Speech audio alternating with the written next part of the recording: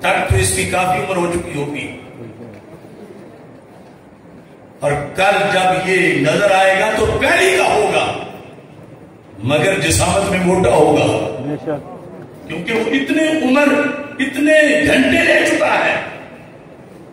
اور اگر غروب آج بس 29 تھی، غروب کے بعد 3 گھنٹے اس کی ولادت ہوئی، اور اگلے غروب تک 21 گھنٹے پا کر وہ دیکھنے کے قابل ہوا تو باریک سا نظر آ رہا تھا۔ تو ہیں دونوں ہی پہلی کے، جو بڑا موٹا نظر آ رہا ہے یا یہ جو چھوٹا نظر آ رہا ہے، کیونکہ یہ ڈیپینڈ کرتا ہے اس کی عمر پر، اور رویت اور اس کا پہلی یا دوسری کا ہونا، اس کا مدار عمر پر نہیں، اس کا مدار رویت پر ہے۔ سبحان اللہ۔ اور رویت میں کبھی 21 گھنٹے کا بھی نظر آئے گا، کبھی 22 کا نظر آئے گا، کبھی جو دیکھنے والی مغرب ہے اب تک چاند 26 گھنٹے کا ہو چکا ہوگا، کبھی اب تک 30 گھنٹے کا ہو چکا ہوگا۔ تو 30 کا جب ہو چکا ہوگا تو پہلی کا بھی بڑا موٹا ہوگا، پہلی کا بھی اونچا ہوگا۔ اس بنیاد پر یہ عوامی سوچ ہے۔ جس طرح اس سال جنہوں نے روزہ گھپلا کیا تھا، کہہ رہے تھے کہ چاند موٹا بڑا ہے تو پھر پہلی کا ہے، حالانکہ موٹا ہونا نہ شریعت میں مدار ہے اس کا، نہ ہی علم حیرت اور فلاح میں موٹا ہونے پر پہلی ہونے کا مدار ہے۔ پہلی کا مدار جو ہوگا وہ اس کے رویت اور طلوع کے لحاظ سے ہے، جبکہ موٹا ہونا عمر کے لحاظ سے ہے۔ تو وہ جتنا پہلے پیدا ہو چکا ہے، کیونکہ کبھی مغرب آنے تک 29 کی مغرب اسے تھوڑا ٹائم ملتا ہے، کبھی 29 کی مغرب آنے تک زیادہ ٹائم مل چکا ہوتا ہے۔ تو جب زیادہ ٹائم مل چکا ہوگا تو پھر وہ موٹا ہو چکا ہوگا۔ تو اس بنیاد پر یہ بنیادی چیزیں ہیں کہ جن کے اندر اب ہم طے کر کے فلکیاتی چاند کو بصری چاند نہیں بنا سکتے۔ فلکیاتی چاند اور ہے، بصری چاند اور ہے۔ آنکھ سے نہ دیکھا جائے، خودبین سے دیکھا جائے، اگرچہ کوئی فراڈ بھی نہ ہو، کبھی تو مصنوعی چاند دکھا دیا جاتا ہے خودبین سے، اصلی چاند دکھایا جائے، مگر اس کی عمر ابھی طلوع پاری ہوئی نہیں ہے اور خودبین سے دکھایا گیا ہے۔ تو شریعت کہتی ہے یہ دیکھنا رویت نہیں ہے، کیونکہ جب دین آیا، جب سرکار صلی اللہ علیہ وسلم نے سوم لرؤیتہ بولا، سامنے جو عرب بیٹھے تھے وہ جو رویت کا معنی سمجھ رہے تھے وہی مراد ہے اور قیامت تک مراد رہے گا۔ سبحان اللہ، بے شک، اللہ اکبر، یا رسول اللہ،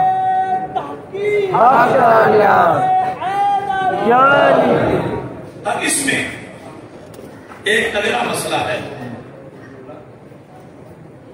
اختلاف مطالع کا اعتبار ہے یا اعتبار نہیں۔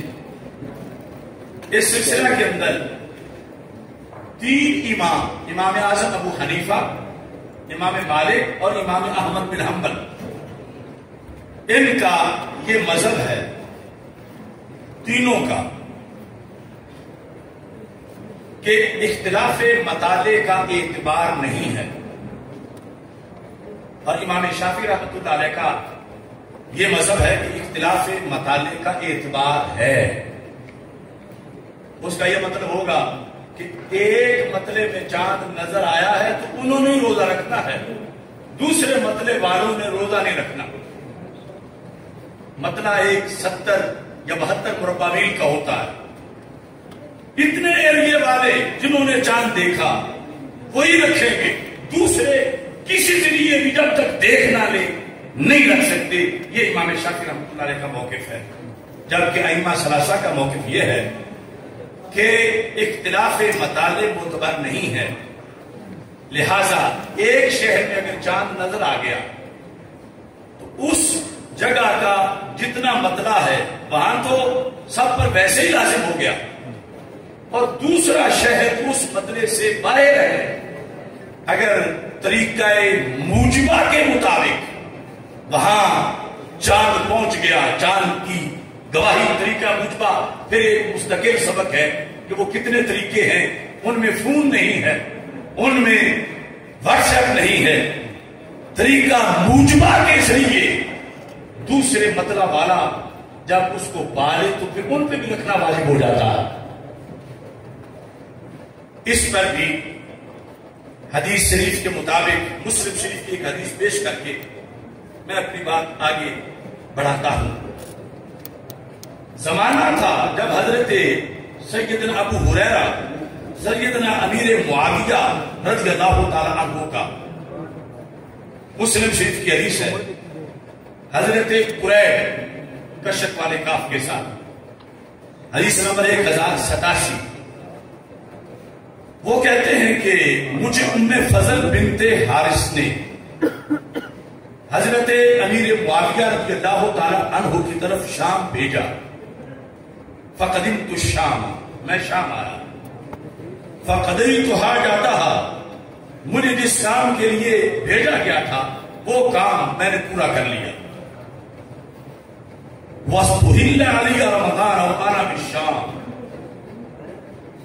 شعبان کے آخری دن تھے، میں وہی تھا کہ رمضان کا چاند طلوع ہو گیا، ہیں مدینہ منورہ کے حضرت قریب، گئے ہوئے شام ہے دمشق، چاند رمضان کا وہی طلوع ہو گیا، کہتے ہیں فَرَأَيْتُ الْهِلَالَ لَيْلَةَ الْجُمُعَةِ، میں نے اپنی آنکھوں سے چاند دیکھا، کہاں؟ دمشق میں، جمعے کی رات، جمعے کی رات یعنی جمعے والے دن سے جو پہلی رات ہے، کہتے ہیں میں نے چاند دیکھا، ثم قدمت المدینہ فی آخر الشہر، پھر اس وقت کچھ دیر سواریاں تو تھی نہیں، کہتے ہیں کہ رمضان کا آخری عشرہ تھا کہ میں شام سے مدینہ منورہ پہنچا، کہتے ہیں جب میں مدینہ منورہ پہنچا تو فسألنی عبداللہ بن عباس رضی اللہ تعالی عنہما، تو حضرت عبداللہ بن عباس رضی اللہ تعالی عنہما نے مجھ سے سوال کیا، کیا سوال تھا؟ متی رأیتم الہلال، تم نے شام والوں نے کب روزے شروع کیے، چاند کب دیکھا؟ فقلت رأیناہ لیلۃ الجمعہ، حضرت قریب کہتے ہیں میں نے ابن عباس رضی اللہ تعالیٰ عنہ کو بتایا کہ ہم نے تو جمعے کی رات چاند دیکھا، فقال انت رأیتہ، انہوں نے مجھ سے، حضرت قریب کہتے ہیں، کہا کیا تم نے بھی دیکھا؟ فقلت نعم، میں نے کہا ہاں میں نے بھی دیکھا، وراہ الناس، باقی سب لوگوں نے بھی دیکھا، وصام، سب نے روزہ رکھا، وصام معاویہ رضی اللہ تعالی عنہ، حضرت امیر معاویہ رضی اللہ تعالی عنہ نے بھی رکھا، سب نے رکھا،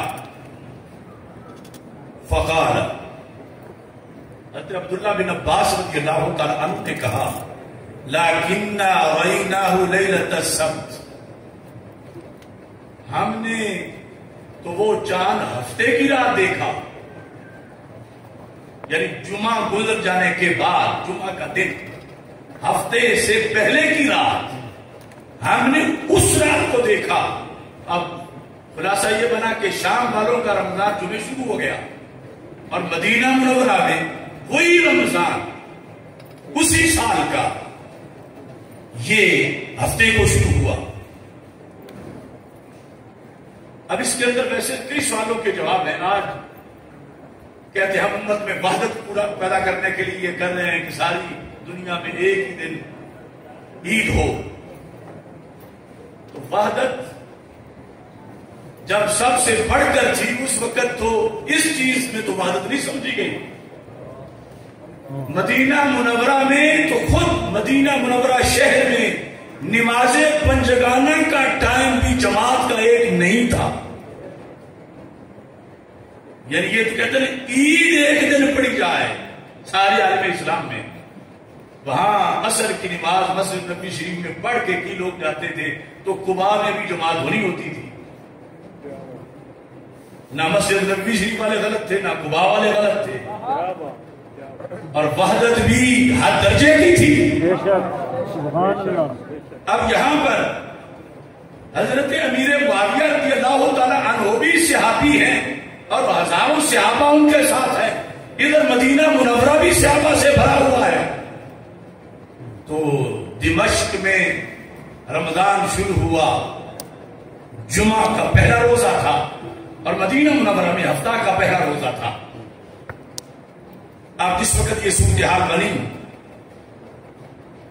تو حضرت عبداللہ بن عباس رضی اللہ تعالیٰ عنہ کو اب یہ تو پتا چل گیا نا پکا کہ چاند وہاں تو ایک دن پہلے نظر آیا, اس میں کوئی شک نہیں رہا. لیکن آپ نے کہا فلا نزال نصوم حتی نکمل 30, کہا ہم وہ شام والا پہلا دن اپنے روزوں میں شمار نہیں کریں گے. ہمارا کوئی روزہ قضا نہیں ہوا, ہم نے ہفتے کی رات کو دیکھا, یکم رمضان ہفتے کو تھی, لہذا 29 جب ہمارے ہوں گے اور شام والوں کے 30 ہو چکے ہوں گے تو ہم 29 کے بعد عید نہیں کریں گے. اگر چاند نظر نہ آیا تو 30 پورے کریں گے. سبحان اللہ. یا اللہ. آپ چاہیے یا رسول اللہ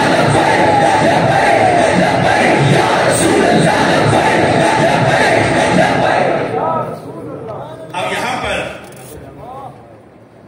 یعنی یہ ان احادیث کا کوئی انکار نہیں کر سکتا. آپ نے فرمایا کہ ہم 30 پورے کریں گے, اگر 29 پہ چاند نظر نہ آیا تو 30 پورے کریں گے. حضرت قریب کہتے فقلت, میں نے کہا اولا تکتفی برؤیت معاویہ تھا, کیا وہ کافی نہیں جو حضرت معاویہ نے چاند دیکھا؟ کیا تم حضرت معاویہ رضی اللہ تعالی عنہ کا دیکھا ہوا چاند نہیں مانتے؟ اولا تکتفی برؤیت معاویہ تھا وصیامہ, انہوں نے جو روزہ رکھا کیا تم اس پر اکتفا نہیں کرتے؟ فقال لا, فرمایا ان کا مطلع اور ہے, ہمارا مطلع اور ہے, اور ہمارے مطلع تک اگر طریقہ موجبہ سے وہ بات پہنچی تو پھر مانا جائے گا.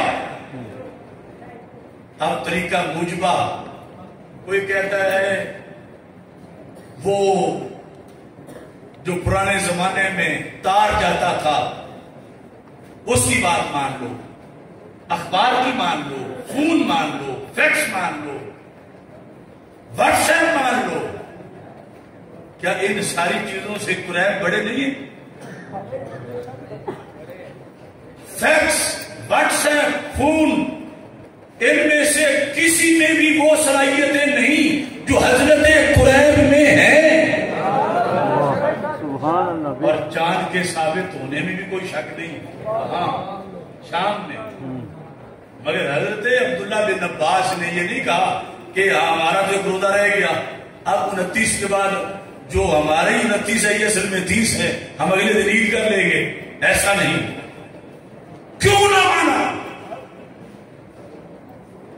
یہ 3 اماموں کی دلیل ہے, یہ امام شافعی رحمۃ اللہ علیہ کی دلیل نہیں ہے. 3 اماموں کی دلیل اس کے مطابق یہ ہے کہ ایک تو گواہ ایک تھا, اور چاند کے اس بات کے لیے اگر مطلع ابر آلود ہو تو 2 گواہ, دونوں مرد اور آگے ان کی صفات, یہ صرف ایک گواہ ہے. اور دوسری خرابی کیا ہے؟ یہ ابن حمام نے لکھا, کہا دوسری خرابی یہ ہے کہ حضرت قریب حقائق بیان کر رہے تھے, अशहादो तो नहीं बोल रहे। आज हमारे यहां तो लक्कड़ हजम पत्थर हजम, एक है किसी जगह की हिकायत बयान करना, खबर देना, एक है अशहादो बोल के मैं गवाही देता हूं कि मैंने देखा, मैं गवाही देता हूं कि मेरे सामने देखने वाले ने गवाही दी, मैं गवाही देता हूं कि फलां शहर के काजी इस्लाम ने गवाहों से गवाही लेके ऐलान कर दिया कि चांद नजर आ गया है। अशहादो बोल के लफ्ज बोलेगा तो फिर माना जाएगा। अगर अशहादो के बगैर बोले, जितनी बड़ी भी शख्सियत हो, शरीयत उसे हिकायत और खबर कहेगी, शहादत नहीं कहेगी। अब सूमुल रोयाते ही का मतलब देखो, चांद ये नहीं कि दुनिया से मासूम है, चांद ये नहीं कि नजर आने के काबिल नहीं, चांद नजर आने के काबिल भी है, शाम वालों ने देखा भी है, मगर मदीना मुनव्वरा वालों को हुक्म है सूमुल रोयाते ही, अपना देखना है तो रोजा रखना है। अगरचे पाया गया है, मगर सूमुल रोयाते ही वो खुद देखना या छह दीगर जो तरीके हैं उनके मुताबिक आएगा तो फिर तुम्हारा साबित होगा, वरना तुम्हारा साबित नहीं होगा।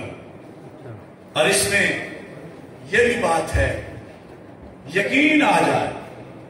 लोग कहते हैं यकीन आ गया है, हमने टीवी पर देखा, हमें यकीन आ गया, हमने ऐसे खुद अपनी आंखों से देखा, अब हमारा दिल तो मान गया है। लेकिन शरीयत का यह ज़ाब्ता भी बड़ा अजीब है और बड़ा अजीम है। नावरदिया शरीफ के अंदर आला हजरत फाज़िल बरेलवी रहमतुल्लाह अलैह आपने फरमाया, बड़े बड़े आलिमों को भी इस बात का पता नहीं, और यहां पर बड़े बड़े फिसल जाते हैं।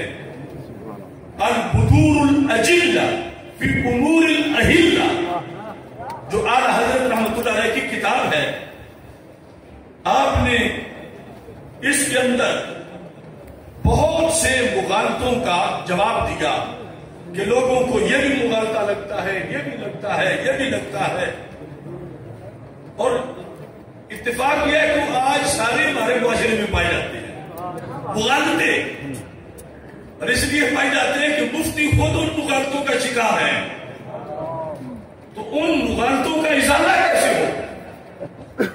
अब इस मकाम पर आपने जो एक मेयार इसका पेश किया, आप फरमाते हैं यकीन दो तरह का होता है, एक शरी के तरीका शरा से हासिल हो, तवज्जो करना, एक शरी, दूसरा उर्फी। शरी के तरीका शरा इस बारे में है, और हालांकि जो उर्फी है वो भी मदार उसका भी शरीयत पर है।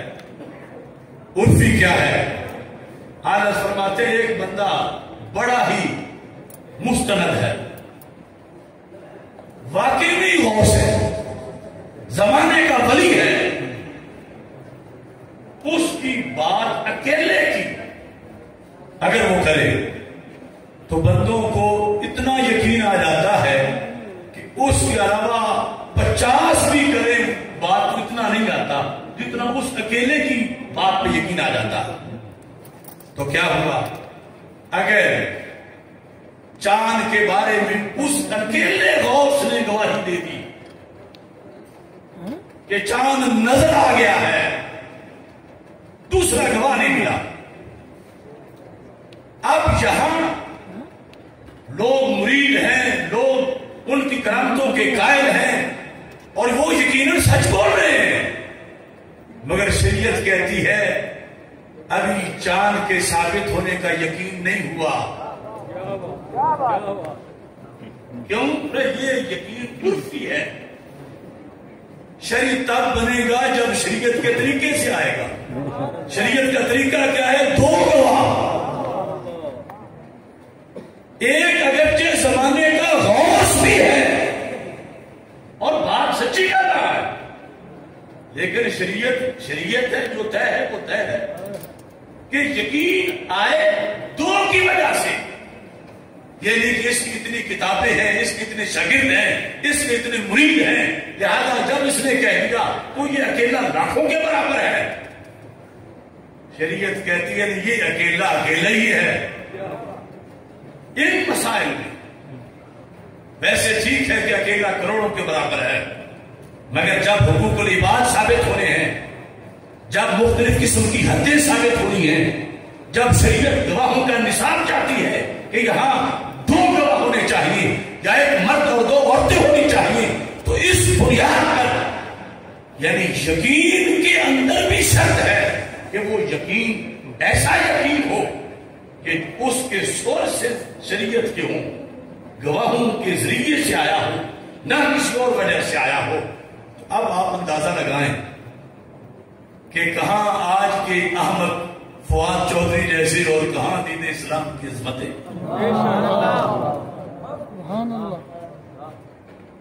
یہ کہتے ہیں کہ صرف قیافے سے،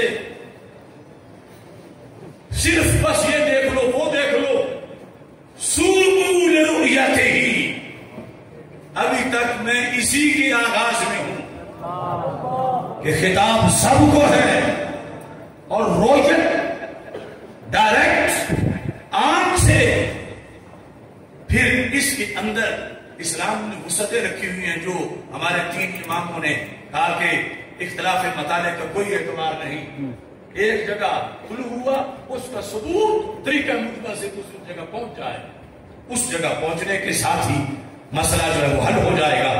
اعلیٰ حضرت فاضل بریلوی رحمۃ اللہ علیہ نے فتاوی رضویہ شریف میں یہ جو ساری باتیں ہیں ہمارے فقہ کی کتابوں کے اندر، ان میں آپ نے اس چیز کو اثبات الہلال جو رسالہ ہے تفصیل سے ان ساری چیزوں کو آپ نے بیان کیا۔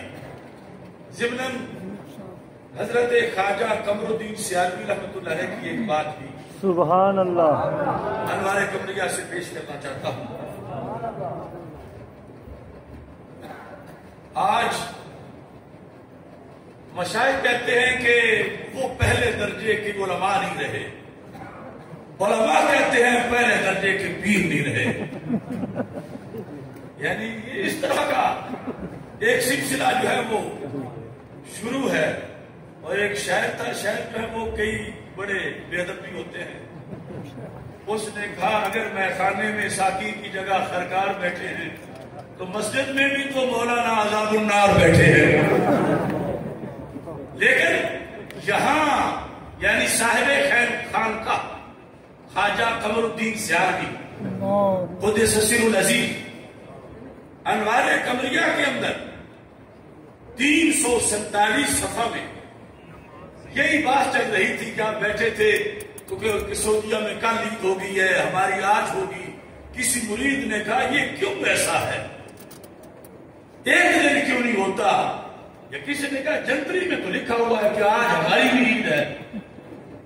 تو خواجہ قمر الدین سیالوی رحمۃ اللہ علیہ کہتے ہیں کہ ایک جنتری اتنی کامل میں نے دیکھی کہ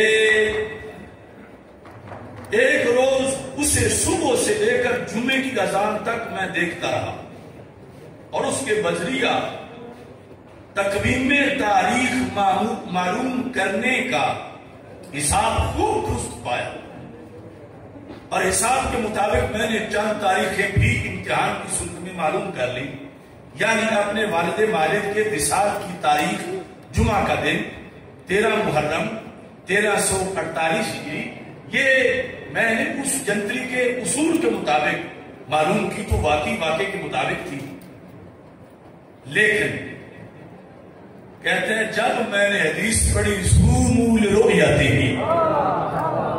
افطروا لرؤیتہ، کہتے ہیں جب یہ حدیث ذہن میں آئی تو میں نے اس جنتری کو پکڑ کے پھاڑ دیا تاکہ بعد میں کوئی شخص اس جنتری کو صحیح سمجھ کر فرمان نبوی صلی اللہ علیہ وسلم کی پر مخالفت نہ کرے، پرواہ نہ کرے تو گمراہی کا سبب ہوگا، تو اس جنتری کو ختم کرنا چاہیے۔ جس کے پیچھے آج بھی لوگ لگے ہیں. جنتری کو ختم کرنا چاہیے. کہتے حالانکہ ایک مولوی صاحب نے افسوس بھی ظاہر کیا کہ پیر صاحب آپ نے کیا کیا, ایسی صحیح ترین جنتری آپ نے کیوں پھاڑی؟ ایک مضبوط ذریعہ معلومات تھا, تم نے تو بڑا نقصان کیا. تو کہتا تو میں نے کہا حدیث پاک میں اس سے زیادہ مضبوط اور احسن علم موجود ہے. رسول رؤیتہ کے ہوتے ہوئے ہمیں کسی جنتری منتری کی کوئی ضرورت نہیں ہے. کبھی تو سجادہ نشین یوں بھی ہوا کرتے تھے. یعنی آج ہم اگر مثال کے طور پر کوئی کسی بڑے آستانے میں کوئی مفتی صاحب رہتے ہیں, ان کی کیا مجال کے دم مار جائیں پیر صاحب کے آگے الا ماشاءاللہ. لیکن اس وقت پیر صاحب جو علم شریعت جاننے والے ہیں وہ خود عمل کروانے والے ہیں. انہوں نے کہا ہم نے سوم الرؤیتہ کو سامنے رکھنا ہے, جنتری کو سامنے نہیں رکھنا. اور اس کے مطابق دیکھ کر آپ نے اپنے مریدین کو حکم دیا. یہ حدیث کی شرح کی جو باتیں ہیں اس میں سے ایک بات میں نے خصوصی طور پر چشتی مشائخ اور سیالوی حضرات کے لیے ایک تحفہ پیش کیا کہ دنیا نے اپنے آپ کو بدلا گھڑی گھڑی, ایک ہم اہل عشق ہیں جہاں تھے وہی رہے. یعنی ہمارا طریقہ ان پہلے اکابر اور اسلاف کا طریقہ ہے. اگر کوئی آج بدل گئے تو وہ اپنی کو وجہ بیان کرے کیوں بدلے, اور ہم اس طریق پر ہیں جو قرآن و سنت سے اس امت کو طریق عطا کیا گیا ہے. اب یہاں پر آزمائش جو میں نے اپنے اعلامیہ کے اندر بھی جس کا ذکر کیا وہ یہ ہے کہ ہر بندے کی ایک دکھتی رگ ہے. وہ سمجھتا ہے کہ اسے کوئی نہ چھیڑے, باقی جو کچھ کرتے رہے. تو بادشاہوں کی بھی ایک دکھتی رگ ہوتی ہے. وہ ہر اس بندے کو اپنا دشمن سمجھتے ہیں کہ لوگ جس کا کہنا مانتے ہوں, کیونکہ اسے خیال آتا ہے کبھی یہ میرے خلاف بولے گا تو لوگ پھر بھی یہ کہنا مان لیں گے, تو میرا تو تختہ الٹ جائے گا. یہ رؤیت ہلال کے مسئلے پر پاکستان کے اندر بڑے بڑے علماء کو سزائیں ملی. صرف چاند کا اعلان سرکاری نہ ماننے پر ایک پوری تاریخ ہے. اعلی حضرت فاضل بریلوی رحمۃ اللہ علیہ نے فتاوی رضویہ شریف کے اندر ایک فیصلہ کن فتویٰ دیتے ہوئے بادشاہوں کو سمجھانے کی کوشش کی. آپ فرماتے ہیں کہ شیخ ابو المعالی رحمت اللہ علیہ جن کا لقب امام الحرمین ہے, ان کا زمانہ تھا 29 تاریخ تھی, 29 رمضان کی, یعنی وہ بہت سارے ہمارے والی صورتحال جو بھی گزری ہے. 29 رمضان کہ چاند نظر آتا ہے عید کا, یہ نظر نہیں آتا. وہ فرماتے ہیں کہ 29 رمضان پر چونکہ کچھ گواہیاں فار سیل ہوتی ہیں تو بادشاہ کو کچھ گواہیاں مل گئی, اور دار السلطنت سے کیپٹل سے بادشاہ کا حکم آ گیا کہ صبح عید ہے. جس طرح ہمارے اس موسم میں اس سال میں جمعرات کا اعلان ہو گیا, تو کہتے ہیں جب یہ خبر امام الحرمین کو پہنچی تو آپ کو پتا چلا کہ وہ ایک راما گواہ ہے, دوسرا گاما ہے, تیسرا جلو ہے, چوتھا پتو ہے. آپ نے فرمایا یہ گواہیاں تو قابل قبول ہی نہیں. اتنی پوری سلطنت کا روزہ چھڑوانا کہ روزہ نہ رکھے اور عید کرے. امام آخر امام ہوتے ہیں، بے شک سبحان اللہ.